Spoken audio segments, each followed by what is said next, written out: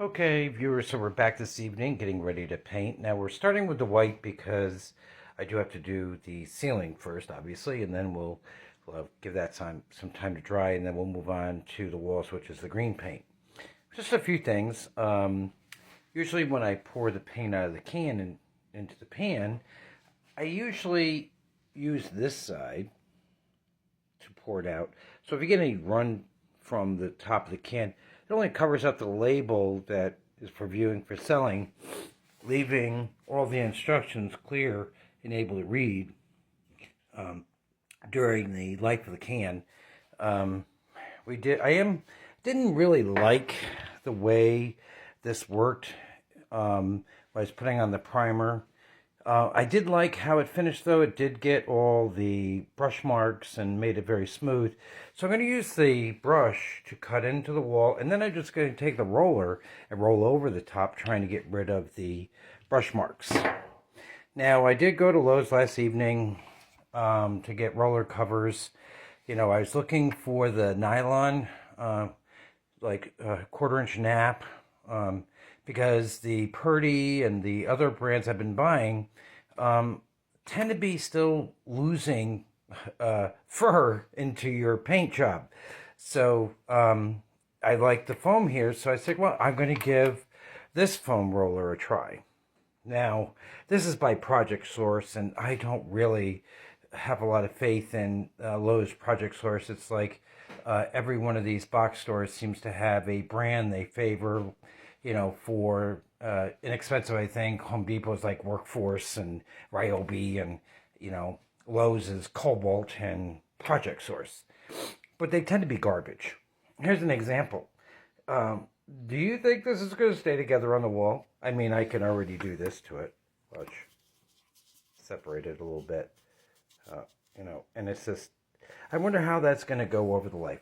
But I give it a shot anyway, because I do like the fact that it finishes out really, really nice and smooth. Hopefully that's what will happen here. It's a small job, so I'm simply going to throw this away when I get done with it. I did get a second one. I got some backup roller covers in case this didn't work.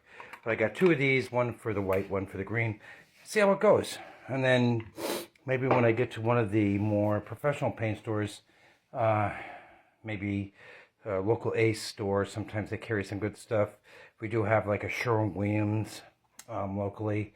I always used to be able to get good stuff there, but they don't have box store hours. And again, I'm doing this at night, so sometimes I can play into the decision making of what I purchase. By the way, this brush here has been used a number of times, and you can look at it. Looks almost brand new and very flexible. So it's very, like I said, important to keep things clean, because it extends the life of whatever product you're using. Well, in this case, tools you're using, I'm saying. So, off to painting with the white. We'll check back in after that's done. So we're back, and we've now got the white paint onto the ceiling. Again, I'm not sure I'm a big fan of those foam roller covers. Thought I'd try it. I'm not really impressed. So the reason why I went with those is because I've been so disappointed with these white dove covers from Purdy, because my latest experience with them is they leave lint, that's what it's called, lint into the paint. And it's very annoying after you take the time to prepare a surface, making it smooth as skin, trying to keep that look throughout the paint job. So we'll have to see if this roller cover lives up to that. Again, we clean the brush.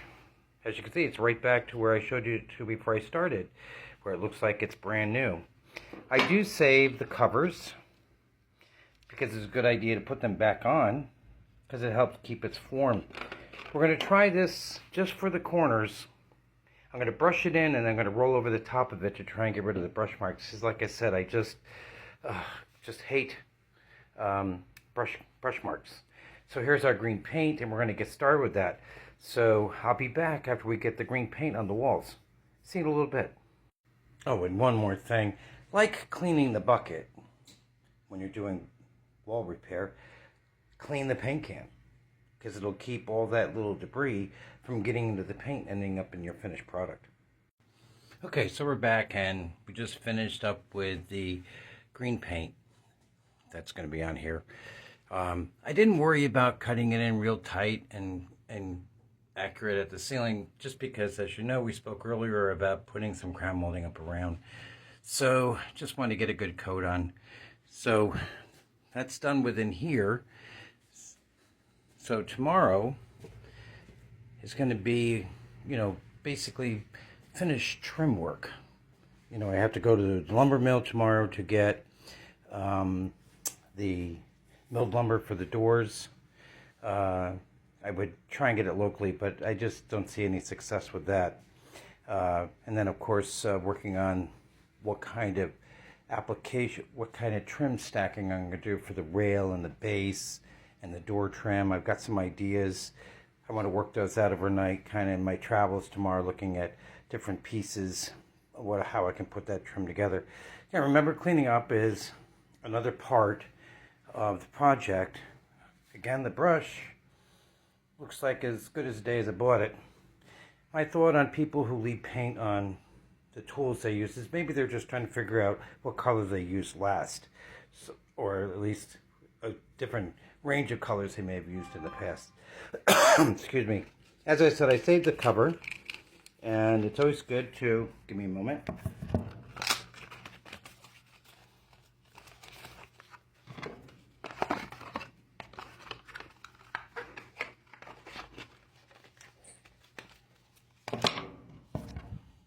Always good to put it back on just so it keeps the brush in its form. And then again, just keep things clean, and it makes it easier for working on to the next task and picking up kind of where you left off, or using this product in the future. So that's going to be it for this evening.